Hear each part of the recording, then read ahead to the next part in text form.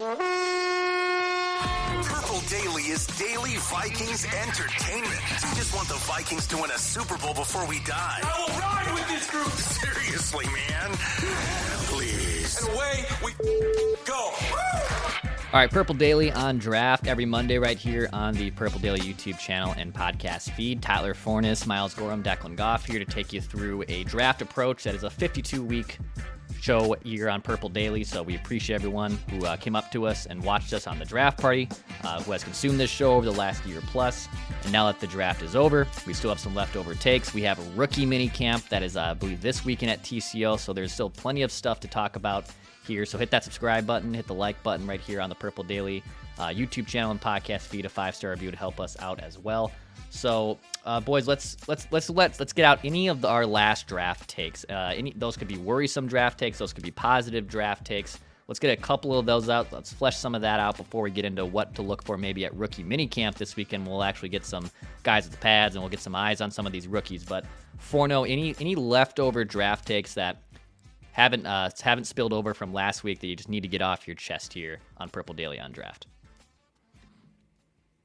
Yeah, I wrote about it late last week, kind of looking back and reflecting on the Vikings draft class. And I think one of the big things that stood out to me that we really haven't discussed is how it sets up for 2025 and how the draft isn't just about one draft class. It's about looking ahead as well. Next year's draft class, weak at quarterback and incredibly strong at defensive line and running back. And what are two of the three biggest needs on the Minnesota Vikings right now? Defensive line, running back. So they've set themselves up to potentially get some very quality players and make those the primary target moving forward. Now, we can say, oh, the Vikings have Aaron Jones. Yeah, it's a 1-year deal. He's 29 years old. He may be incredible and you want to bring him back for 1 or 2 more years. He may be done. We genuinely don't know. With the volatility of the running back position, it's always good to plan ahead. And taking an edge rusher here over a Johnny Newton, and to my knowledge, the reason Johnny Newton fell was specifically because of the Jones fracture he had in his foot. And that can be worrisome for somebody who is that large and requires that much explosiveness, and your feet really have a lot to do with that. So utilizing that process and seeing what's coming forward and then prioritizing the talent that's in front of you, along with kind of having that big picture approach, I think was really good. Like, there could be upwards of 8 or 9 running backs that could contend for running back 1 in the 2025 class. It's an absurdly deep group. Ohio State could have 2 of the top 3 or 4 running backs in next year's class in Travion Henderson, Quinshon Judkins. It's bonkers. And having that kind of depth, plus Jordan Reed, who works for ESPN now, and he was one of us for a long time. He released his way too early mock draft. 18 guys in the trenches of those 32 picks. That's a significant number, and the Vikings could really take advantage of that. And I think it bears out how they ended up utilizing their process this past weekend. For sure. And actually, a little pen, I'll give you guys, Judd gave us his positional power rankings as of today. So we did that in the main episode, and I'll give you some of the takeaways from that here in a little bit to get your guys' thoughts on those too. But Miles, how about you? Any other leftover draft takes that you wanted to get off your chest here? I mean, Forno kind of hit it. I view the draft as not just a 1-year solution. It's got to be a long-term one. Figuring out what guys you have that you expect to be out the door after this year, so that you can kind of replace them now and have them in the building, and that you can kind of have a young guy ready to replace a veteran. I think it didn't happen at running back. It didn't really happen at interior offensive line or defensive line, but it did happen at edge. It happened at cornerback and a couple other positions, kicker. I mean, I guess, right? If you want to call it that. So you have a few places, positions in place that you kind of viewed for the future.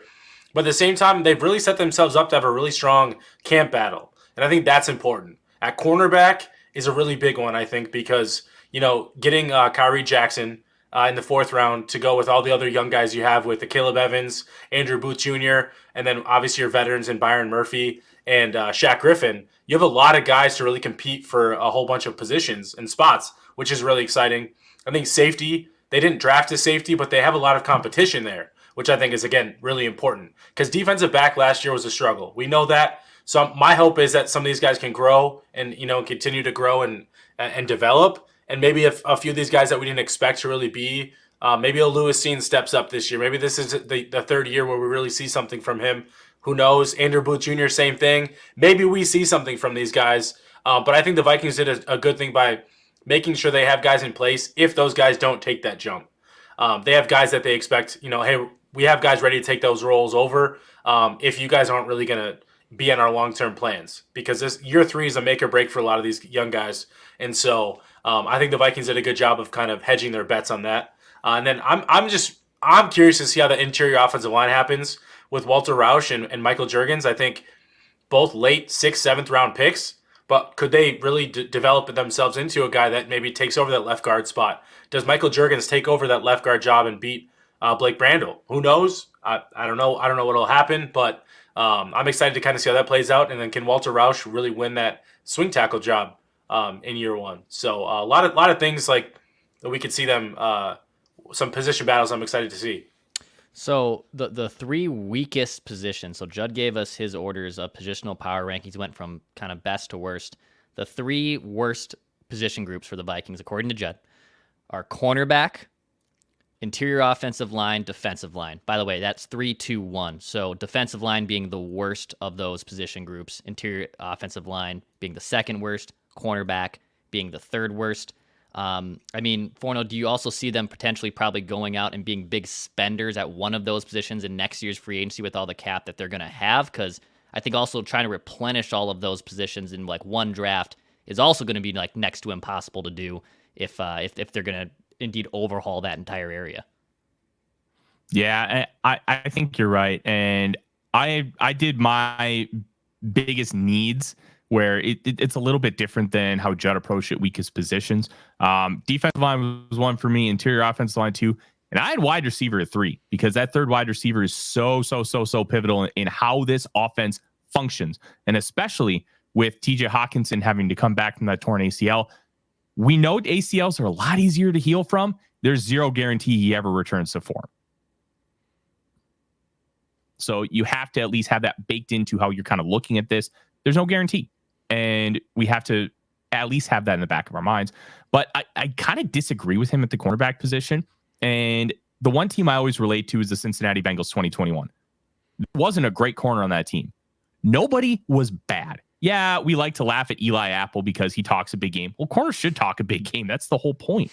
You should have this exuberant amount of confidence. And quite frankly, he was pretty good in that Super Bowl until those final couple plays. So you have good cornerbacks and you get them in positions to not be dreadful. And that's just as important as having great ones because you just don't want a weakness. You don't want a glaring weakness that all of a sudden, hey, Patrick Mahomes is just going to pick your pocket all game long. And the Vikings have a good amount of talent. The problem is it's mostly unproven. So you have to figure out who's going to take that step forward, who's going to step up. But there's a good chance that you get 2 guys who step up in a big way. And I'm still very bullish on Andrew Booth Jr. And we know he hasn't exactly had the best start to his career, but there are some reasons for that. And we can talk about injuries playing a big part of it and why, hey, it's probably why he was available at 42.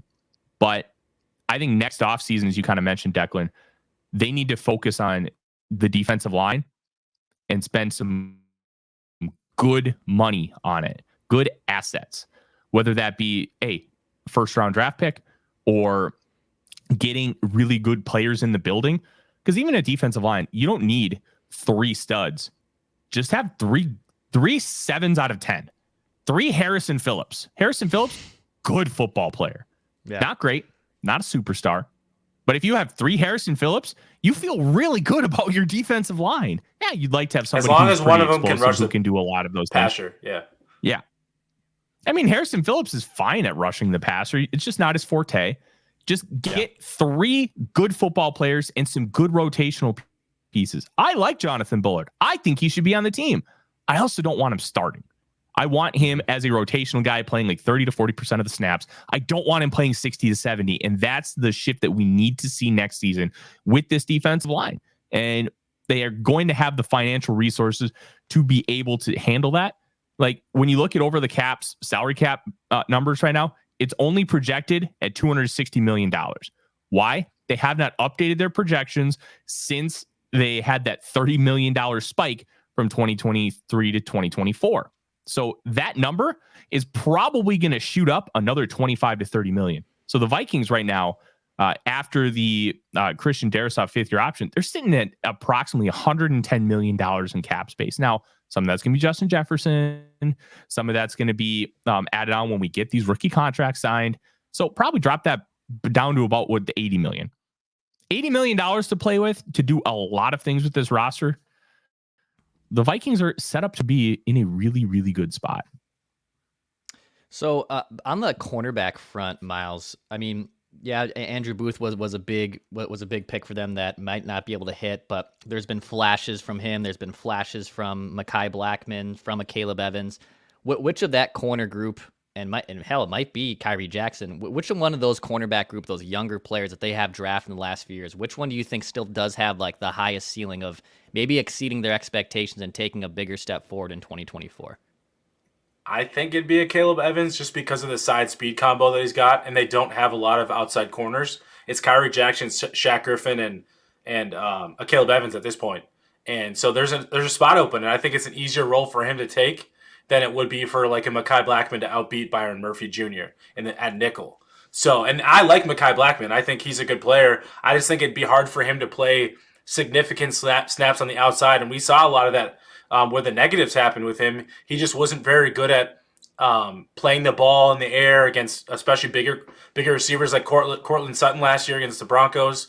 Jump ball was probably too easy for him to take. So I think it's a Caleb Evans right now. Maybe long term it is Kyrie Jackson because he is older, and I think there's obviously a lot of ability from a bump and run standpoint. But I think Caleb Evans, second year in this system, he does have that height, weight, speed ability. I would say him as the guy that truly has an opportunity to take a job more than I think any of the other guys right now. Booth would have to take a major jump, and I'm okay with that. I don't care who it is, but somebody needs to take that jump.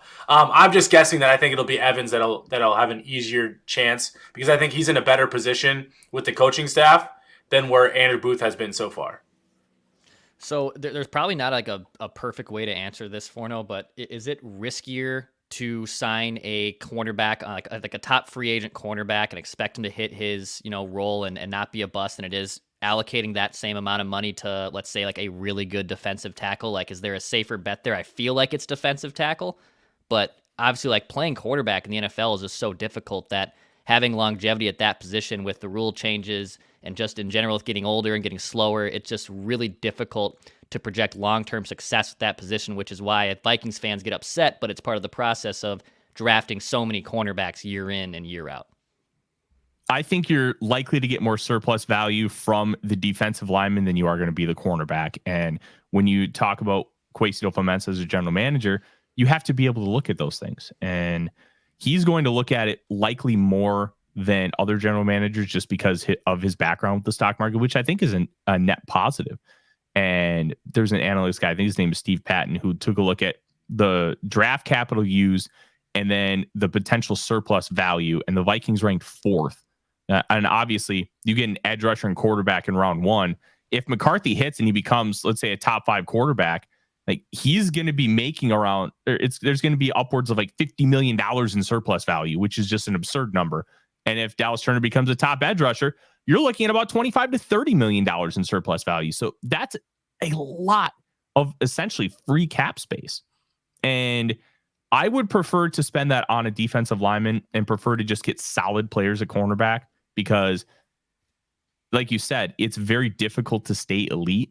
Now, if you can score, let's say, a Marshawn Lattimore and give up like a second-round pick for him, and this is a hypothetical because the Vikings don't have a second-round pick in 2025, but unless you're getting an elite guy, I would be careful spending a lot of money on cornerback because of some of those things, because it's a year-to-year position and you can have a steep decline or a steep rise, and that level of play that you have isn't necessarily going to be able to be consistent year over year. So I'd rather invest heavy money in the defensive line and just put a wealth of bodies at cornerback and get like 3 Byron Murphys where you're giving him between like $8 to $12 million a year. I think this year his cap hit is about 10, and they can do multiple things and they can be solid players for you. They don't have to be great. Hey, by the way, a shout out to our friends at Nicolay Law. So when injuries happen, or you and a loved one gets injured, ordinary life can come to a stop and things get really complicated. And during that time, insurance companies are likely to pressure you. They don't care if you get better. They don't care if your medicals pile up. But Nicolay Law does. So if you have been injured, get Minnesota's loyal award-winning injury lawyers. Get Nicolay and go to nicolay.com to learn more. So Vikings rookie minicamp is coming up at TCO this weekend. What do we kind of look for in that? Like, if you were a Vikings fan, and I know we're going to see probably, highlights on Vikings.com and social media, and there'll be some presence from the media there too, to agree. But what do you look for, Miles, like when you want to see rookies with pads on for the first time? Is this just like getting guys acclimated? Is this guys just getting comfortable with people in the building and their teammates? What is your kind of main takeaway when rookie minicamp comes around? Yeah, for me, it's which guys can kind of look like they play faster than you expect.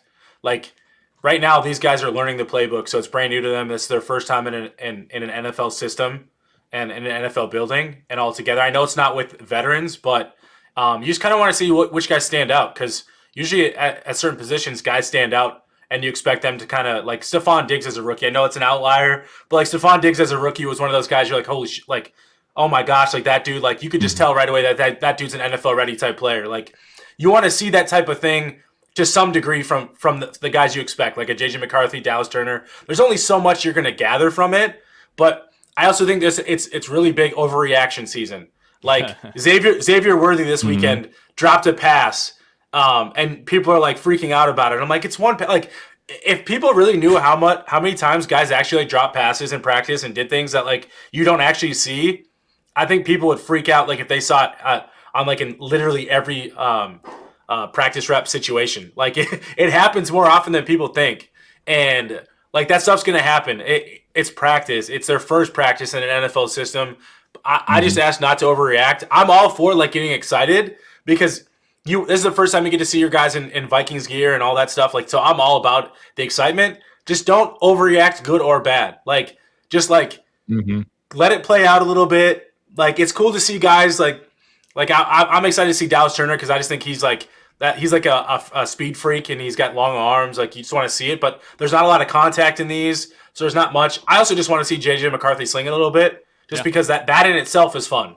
But if he misses a throw here and there and stuff like, I'm not gonna freak out. It's his first time on an NFL field with guys he's never met before, or like just met. Like, it's worse than like I'd say this is a little bit different than like the combine. Like, it's not like throwing at the combine. You don't know any of these guys. Like, at least those guys, like, there's a variety of like it's basic concepts, it's basic throws. There's gonna be a little bit more complexity to it, because you're building a little bit more of what the playbook is.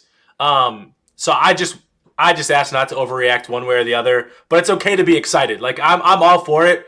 Just like, don't call somebody a bust because they like fell down or didn't catch a pass or threw an interception or any of that stuff. Like, it'll be okay. Let's let things play out a little bit. That's all I ask. Yeah, Never go ahead, Farrell. 2021. Never forget how he dropped never forget how like Jamar Chase dropped 3 or 4 passes 2021. It was like, oh my God, he's a bust. And then he had one of the best rookie seasons in NFL history. Yeah, it is classic overreaction, because we're going to see same things, like opposite of what Miles is talking about, where like the Vikings.com is going to post like this epic, JJ McCarthy rollout play where he slings it, or they'll just pull like a little rollout where he just dumps it off for a check down, and then you get like Packer fans and other rival fans being like, "Oh, you traded up for this," which is hilarious. It is entering, I guess, that overreaction season. But yeah, I mean, it's still fun, and seeing JJ McCarthy in pads is obviously going to be a big one here. And it's just a helmet for this too, so it's not even pads. Yeah. You're just getting a guy in a helmet and their practice jersey. So like, it's cool like that you get to see it, but these guys they're not going full speed most of the time. It is like 75%. Some guys are actually trying out for the team. Like that stuff does actually matter. Yeah. But these guys overall, like the guys like McCarthy, Turner, the guys that are drafted, they're not trying out for the team. So it's more of just like understanding the playbook and getting on the field with their coaches than it is anything else. So It feels like it'd be like the UDFA 7th round, like late round guys that really got to show a lot this weekend, right, Forno? Yep. Yeah. And another one of the things that we need to remember is practice is where you're supposed to fail. Practice is where you're supposed to make mistakes. And to kind of go off of what Miles said, look, if McCarthy throws picks, good. Throw them all. Throw dozens of picks in training camp and practice. Why? Because it's going to make you less likely to throw them in the games. And that's where you want to test your boundaries. That's where you want to see, hey, can I make this throw, or is that window going to be too difficult for me to hit on game day? And understanding some of those things. Good. Make those mistakes. I want to see them. I want to see you make them. I want to see you learn from them. And then I want to see you not make them again. Like, I'd rather you do that than what he did against Bowling Green this past year, where he tried some of those throws and they got picked off. Now, it didn't matter. They whipped Bowling Green's butt, but that's not going to be the case in the National Football League. And yeah, training camp, mini camp, just get out there, show some things in those 7th round pick UDFAs. You never know when you're going to find the next Adam Thielen. It could happen. You never know when you're going to find a Tony Romo. There's elements of great stories and unearthed gems that you find with these processes. And it doesn't happen often, but it does happen. The Vikings found a Hall of Famer as a UDFA in John Randall. Like, those things do happen, and that's why you go through this process. It's why you take so much time in investing in these players. And we talked about these Mercer wide receivers. Like, I'm very bullish on Ty James. Did a projected 53-man roster. I had him making the roster because I think he's that good of a football player, and the Vikings are likely to keep 6. And I think players like Tristan Jackson, look, good player, but he's been a fringe roster guy for 3-4 years now. Like, maybe it's just not going to happen for him. And that's no offense to Tristan, but at a certain point, you can only be a fringe roster guy for so long before you're going to give somebody else a chance. And James, I think, is one of those unearthed gems that could end up being a long-term, like, wide receiver 3 for you. So is this also where, when John Parker Romo and Will Reichard end up missing kicks, that they bring in your guy Jake Bates too for now? Oh, listen. Jake Bates is the gift that keeps on giving. That dude has hit 5 50-plus yard field goals, including 3 from 60-plus. Yeah, they've been indoors. Guess what? I don't know if you guys know this, but the Vikings play indoors. And you shouldn't ever draft a kicker unless he is like so next level. And if you had an opportunity to draft Justin Tucker and you believe that Justin Tucker was going to be what he became, how high would you take that guy to have that level of consistency and that level of greatness? Even at a position like kicker, would you draft him in round 1? Would you draft him in round 2? Like, I don't think it's that absurd to be like, and obviously we're using hindsight, and hindsight is always 20/20. But if you believe that guy is just so elite, how high do you take that guy? Outside of that, kickers are dispensable, and it's not an insult to them. They're just so volatile of a position that maybe a guy like Jake Bates, who didn't actually attempt a field goal in college and now is getting a shot. Hey, this dude looks like rookie year Blair Walsh. Maybe we give that guy a chance. But they drafted one, so that they're not going to get an opportunity to make that kind of discovery. And I think that's a little bit frustrating, but I also think John Parker Romo could beat Reichard out. And then, hey, guess what? Wasted draft pick. Which is just what Miles wants to see. Wasting draft picks on kickers and special teams. I want to know who talked Kwesi into drafting a kicker, because I heard him in the thing. He said, this is my first time drafting a kicker. I want to know who talked him into it, because I feel like he was, I don't know, against Daniels, it. You know it was. Probably Daniels, right? It had to be, right? Like, he was like, hey, like, this is a guy on our board that we consider draftable, blah, blah, blah. But I just think it's funny. Like, I just want to know, like, how Kwesi actually felt about it. Yeah. Never forget how Matt Daniels was obsessed with Jalen Rager's calves. Like, that dude just loves him some special teams. Yeah, he does. I love Matt Daniels, though, so I get it. Yeah, it's true. Hey, last thing here, because I know he's visited the Titans. Is the Tyer Boyd dream dead, Miles? I know you really were trying to figure out if this could happen here. Would love Tyer Boyd in Minnesota. I don't know if it's dead, but it doesn't seem like the Vikings have even inquired. I think it's So they have Trent Sherfield and Brandon Powell. My question is like we talked about Ty James, a few guys from UDFA, but they don't really have a guy that is a proven player that can win on the outside that isn't named Justin Jefferson or Jordan Addison.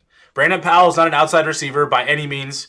Trent Sherfield, I think there's a little bit of it there, but he's not like a prototypical X receiver that you're going to ask to win 1-on-1 on the outside and win downfield. He's more of like they have a lot of flankers. Like they have a lot of guys that excel better at flanker. Like JJ obviously can play everything and anything, but you want to move him around as much as possible. They need another, and I'm not even saying Tyler Boyd isn't like a traditional X either, but he's another guy that can win in a variety of ways. I just think they need another guy that can win in a variety of ways, and I think Tyler Boyd would be a really good fit for that, like in a KJ Osborne style. I think there's similarities there. Zay Jones was just released by the Jacksonville Jaguars. I'd call him too. Like he's another guy in that type of similar vein. I'd call I thought Michael Gallup would have been a good fit too. Like shoot, DJ Chark probably too. Like Marquez Valdez-Scantling. Like a few of these guys that can win on the outside. Yeah, I saw that. Like win downfield. Like you don't have to be like high volume players, but guys that can kind of help you on one side of the field to allow Addison and JJ to kind of win in the short to intermediate. So I don't know. We'll see what they do. I just feel like wide receiver and O-line right now heading into training camp. I mean, we'll see if they sign anybody, but just feels like they're kind of neglecting it right now, and it doesn't make sense to me. But hey, we'll see. Yeah, it's a scary proposition because they don't have as many, obviously they don't have as many future draft picks that they could maybe swing a trade for to make this happen. The biggest fish are obviously have been caught so far in free agency. So yeah, this might be a thing where 2024 Vikings are going to be exploited at those two spots. But in general, I mean, the roster still should be halfway decent. But I think next week, as much as we talked about don't overreact, I think we should overreact to Vikings rookie minicamp. That should probably be a thing we do on the show on Purple Daily on draft next week on Monday right here on the Purple Daily YouTube channel. Fornell, any last thoughts here before we say goodbye?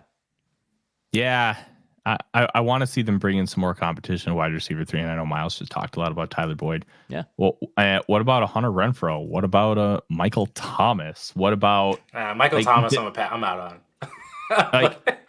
But he could win in a variety of ways when he's healthy. Yeah.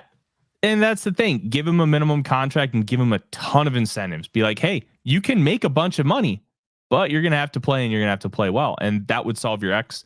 That would solve power slot. And that would give you the ability to have a better blocking wide receiver when you run 11 personnel. Like there are some players out there that you could potentially sign, but it also might be a Dalton Reisner thing where they're not willing to take a basement contract because they think they're worth more and they're willing to hold out for more money.